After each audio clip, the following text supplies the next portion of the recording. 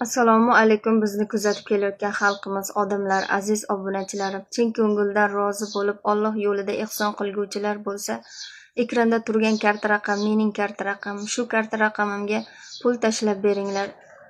Bizga qilgan ihsoninglar qabul bo'lsin. Bizga qilgan ihsoninglar bizdan qaytmasa, Allohimdan ming barobar bo'lib qaytsin. Oldindan hammangizga rahmat. Biz 2 qavatli dom uyda yashaymiz. Uyimiz 2-qavat. Uyimiz bir xonali kichkina uy. Uyimiz ichida banya, hojatxona yo'q. Uyimiz remontsiz, avariya holatda.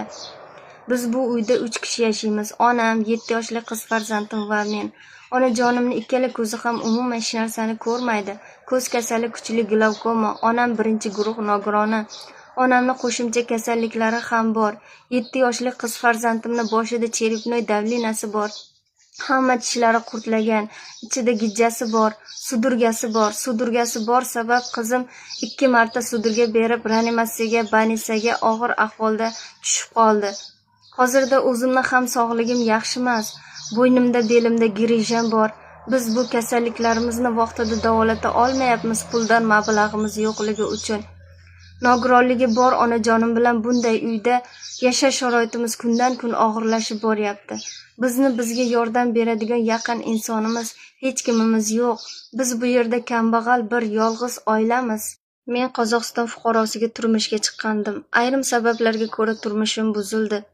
Men 7 yildan beri 7 yoshli qiz farzandim bilan o'zimni onamni qaramog'ida kambag'allikda o'z kunimni o'zim ko'rib yashab kelamiz.